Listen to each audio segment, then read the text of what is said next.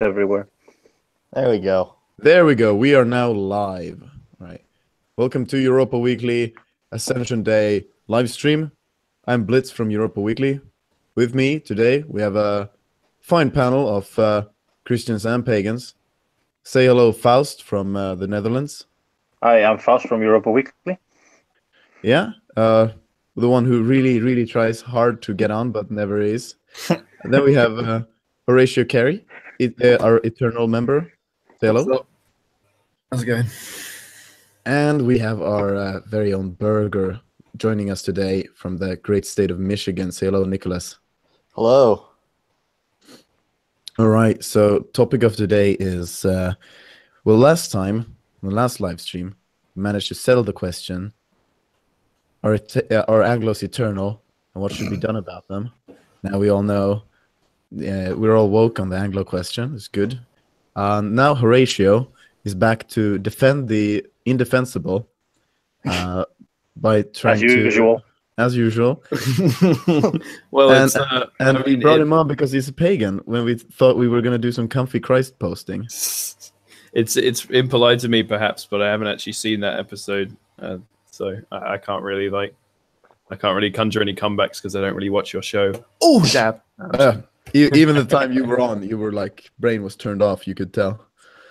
Yeah, but it's weird that when I've been talking here with guys in the movement, I've met a lot of pagans, and usually they're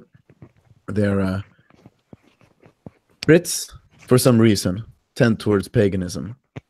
And lots of German. Yeah, Phineas said very well that the only thing that's reasonable for Anglos to turn to paganism because they can only worship like steel and destruction. Is that true? Well, I mean, there's a lot in Old English paganism about the harvesting of Aryan blood. It's just a ritual for us, you know. It just comes to us naturally. We come of age and we slaughter our first Aryan at around 14 years old, and then unleash our Anglo talons and strike over the neck and just start feasting.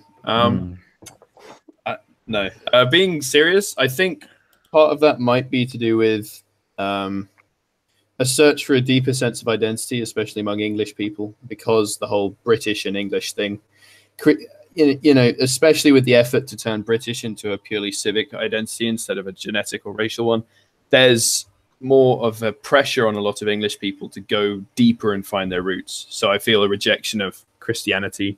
I mean, that's perhaps partially the reason why I didn't find Christianity enough, but I also think that the church in England is really very cucked, so perhaps that has something to do with it.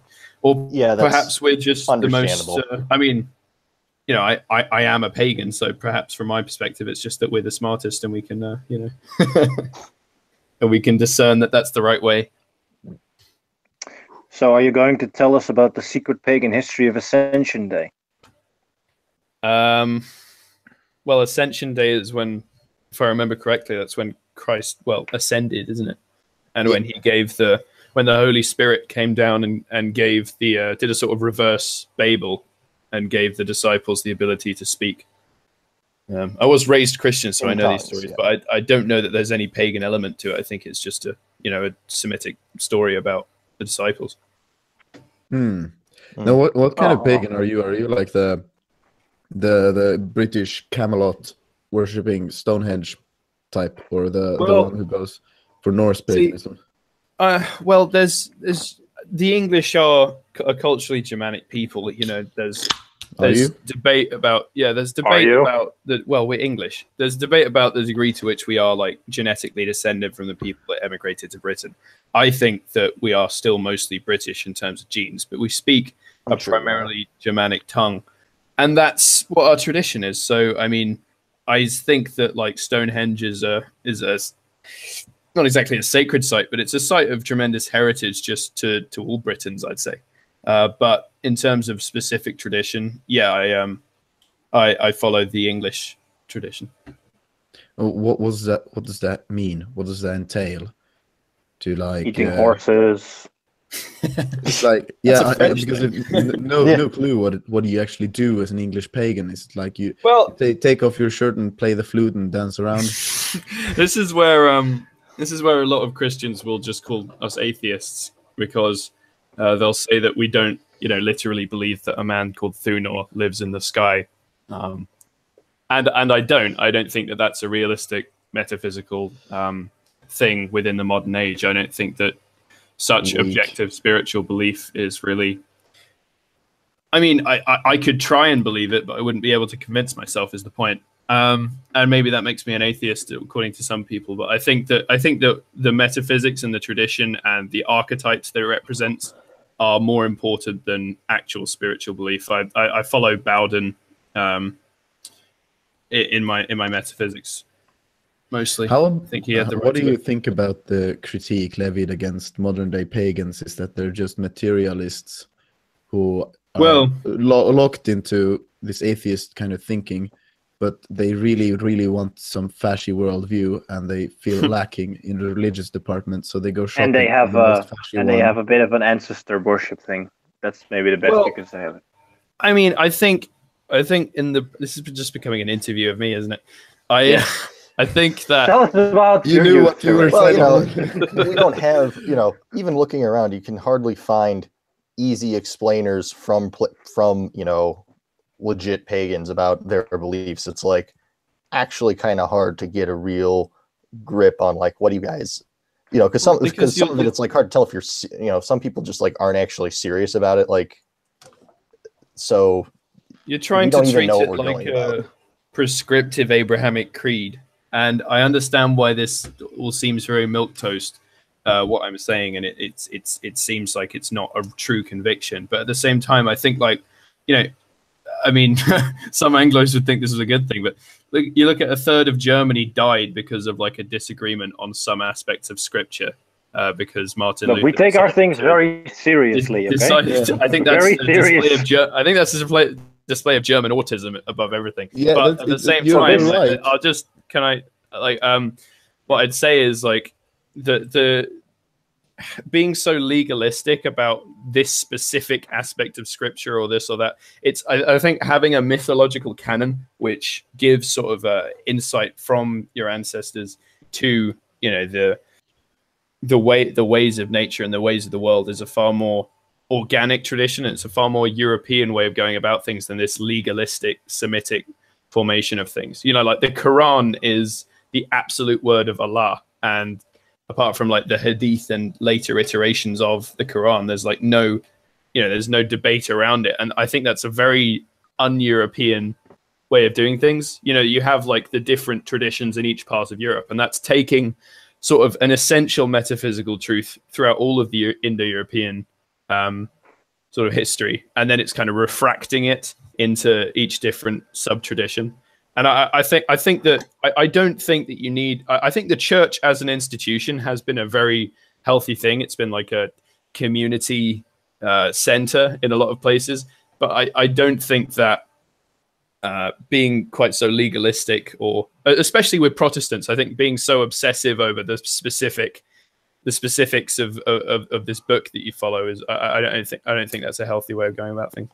It's funny you mentioned the legalism bit, because that was, when I read medieval Christian critiques of Jews that don't involve, greediness, pure evil, and being wrong about everything, it's typically that they're being way too legalistic and interpreting everything in the most. Yeah. And I think that was the Christian critique, is like, this is, the reason you can't understand. That was the Catholic critique. And that was Catholicism is Europeanized Christianity in that way. I think you could say it's very pagan in some senses, but I think that like Protestantism is a resurfacing of that sort of autistic clinging to absolutism about the book, when I don't think the book was ever the important thing. It was the church and the institution that it represented. Well, personally, I'm a Calvinist because I am a Germanic autist who is very legalistic about this faith, and I personally think Protestantism is in fact a manifestation of the latent autism of Germans. We take things very seriously, and perhaps that's why Anglos become these wishy-washy pagans, if you like. because we aren't as autistic as Germans. I would say that reading Chesterton, I've You lack discipline.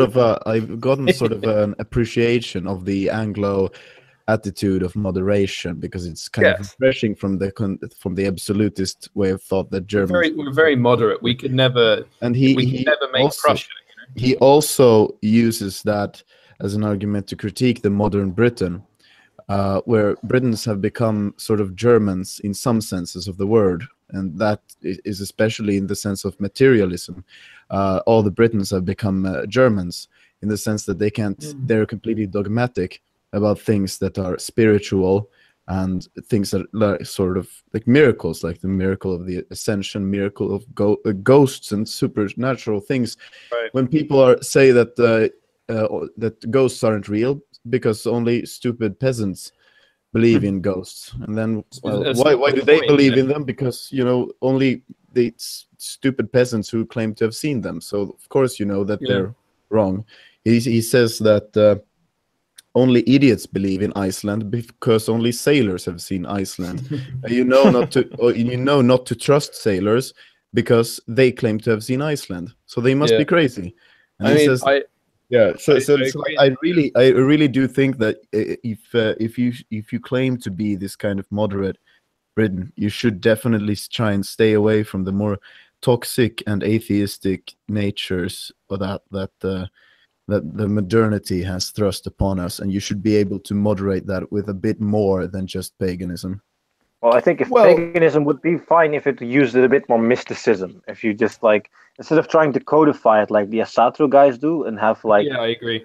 If you make it like mystic and obscure and weird, then it might be interesting. It might actually attract people because my paganism is very esoteric, and I don't say that to big myself up. I have no intention of proselytizing my own particular metaphysics, and I also don't want to destroy the church. I think the institution of the church is was a positive thing up until recently for a lot of people, and that's vanishing, and that's not healthy. I intend to get married in an English country church. It's like there's a lot of good things about the tradition, but I like them for their Europeanness, not for their Christianness, if that makes sense. So what you basically want to be is to be an underground cult while having the church as mainstream and kind of have fun by being hunted by inquisitors. Sure, that sounds great. But I also want to pick up on something Blitz said. You said that basically you watched The Wicker Man. Yeah, you were talking about how they say all these sort of ruralite yokels are these idiot people. And I think it's quite interesting to look at the actual etymology of the word pagan. It comes from the Latin pagensis, which means rural. It was originally a slur for ruralites, and so was heathen. Actually, I don't remember the exact derivation of that, but it comes from a similar sort of attitude towards those who aren't urban and aren't sort of enlightened in the new view, which took hold in in Roman cities. So yeah, I think there's interesting things to do with that, where this sort of mysticism, as you say, this folk tradition, which isn't codified in the same way, is something very relative to where you're at. It's like you have these different traditions of this place, but I think something like that you can't maintain in the modern world, unfortunately, because everyone is so mobile. Like the average American moves like 3 times in their life, or more. Actually, I think it was more than that. So my grandfather had to get like 24 different addresses when he was getting background checks to work for the military, because that was just moved literally every year of his life. Right. Almost no Americans die in the state they were born. And that's increasingly becoming the case in Europe as well. We have this capitalistic economic system, which you move around based on whatever's, good for your job or whatever. There's no sense of rootedness and community. So, I mean, we need to get back to something like that, and then an organic folk tradition could emerge again. But I think there's a lot of hurdles to that, certainly.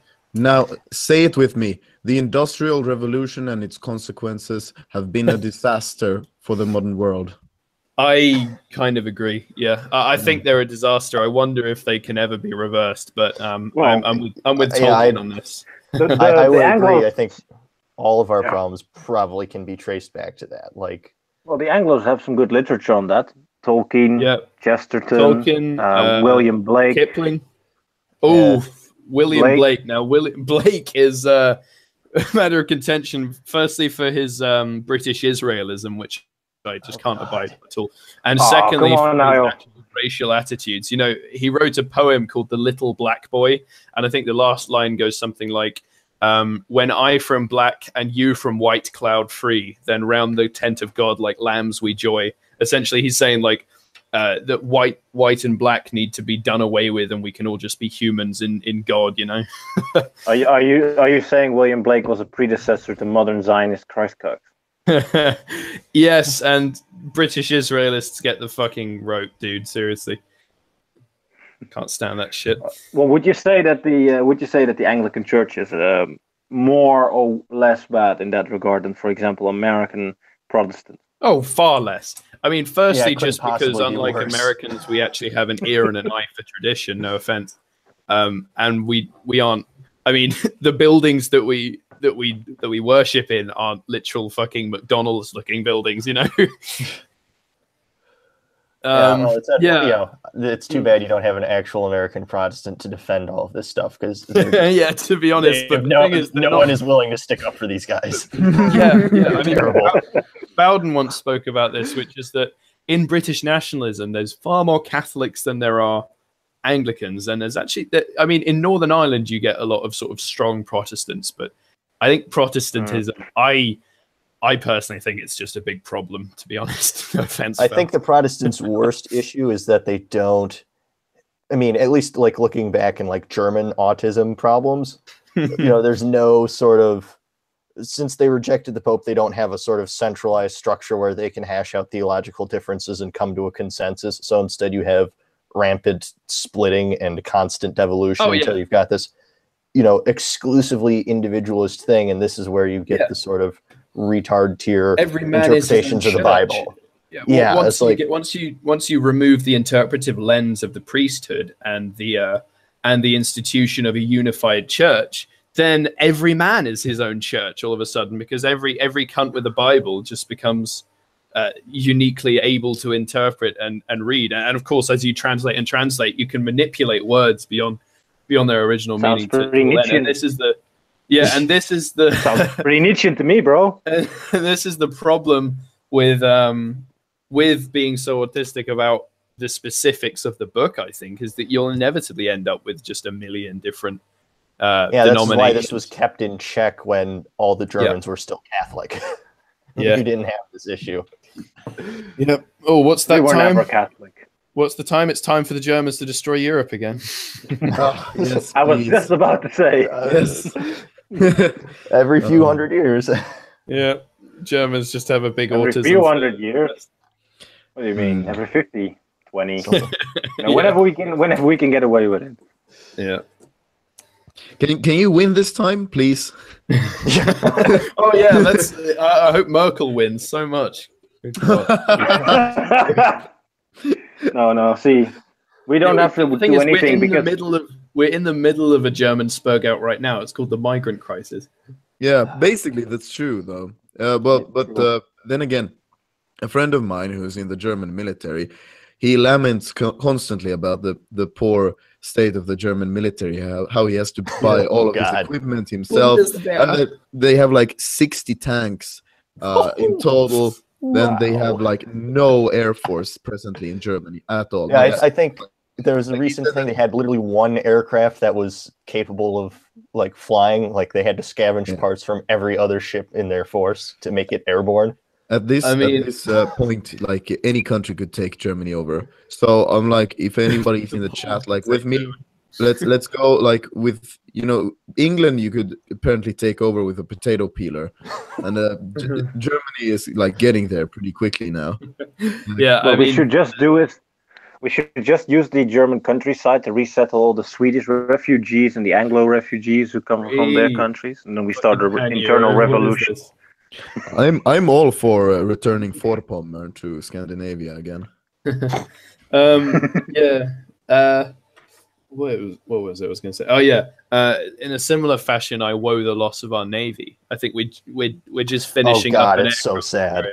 It's fucking miserable. Like my grandfather, he was a military man, and he went on a tour of the Her Majesty's Royal Navy, in the sort of early 1900s, and apparently it was like you had to go all day around Portsmouth Bay or harbour to see all the ships arrayed. It was just this grand display, and now you could do it in half an hour, if that. Right, you don't even have enough ships to send out like a carrier group around this super carrier you're dumping all your money in. It's like either you have ships to patrol the islands, or like you couldn't even do, like, if Argentina seized the Falklands again, like you'd need our help to get oh yeah, no, at this point. There's no way that we could defend the Falklands like we did before. I mean, it's kind of a miracle that we won that time, but that was like the last time you pull that off.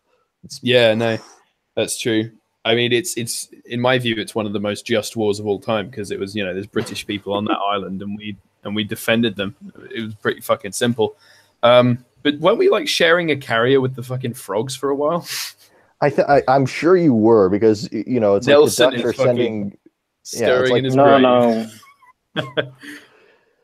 I mean, the Dutch I know are sharing like I think your armored division. You just sent all your tanks to merge with like one German one, so that you'd have an actual functioning unit. Yeah, no. What we have is that the Germans provide the tanks, and we provide the mechanized infantry. It's a combined corps. There you go. Lads, step one on the EU army. Survive the Jive is in the chat. I can try and get him on. Mm. Yeah, do that. Well, do we need more Anglo-pagans, really? Yes. Yes. Oh wait. Well, I just I think we haven't really shat on the Calvinists yet. I really want. Oh boy. I wanted to broach that subject. So you were predestined to do that. So yeah, and you were predestined to be on this chat and be ass blasted. See, I've been reading a lot about Calvinists because I was genuinely curious, and I wanted to read some Calvinist defenses of their doctrine as well. And what struck me when I found out about predestination is how god-awfully heretical this shit is. Like, this is like pure heresy. If this was a 40K universe, then Calvinists should be like burnt with a flamethrower. This is 40K like is pagan as fuck. I'll just say that. It's not. It's Catholic. Well, it's exactly. This is some J.K. Rowling type argumentation. Hey, look at your favorite fictional universe. They correspond with my political and religious views. I wasn't using it as an argument. I was merely commenting that I like it. Yeah, right. Everyone likes 40K here.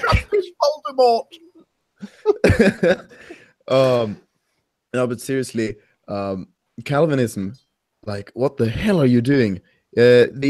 The idea is basically that you're predestined to either go to heaven or hell, and you can't do anything in either direction to get away from it. And if you, for example, were born into Calvinism, and you worship and you think your whole life you were predestined to go to heaven, and then one day you leave the church, then it turns out your entire life you were never predestined, because God knew this all the time. You didn't. He knew that you were going to leave in the end. So it's this sort of rigorous belief in that humans do not have free will, and that God is a literal puppet master controlling us. Well, I mean, the problem I'm getting at is that why did Eve not give humanity free will when bit the apple and got original sin? Did we get original sin for nothing? But is Yahweh not omniscient then?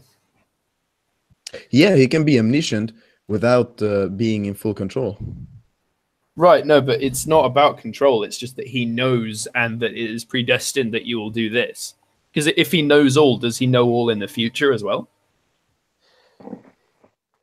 Right. Yeah, God has a plan for all of us. Wait, that's the whole thing.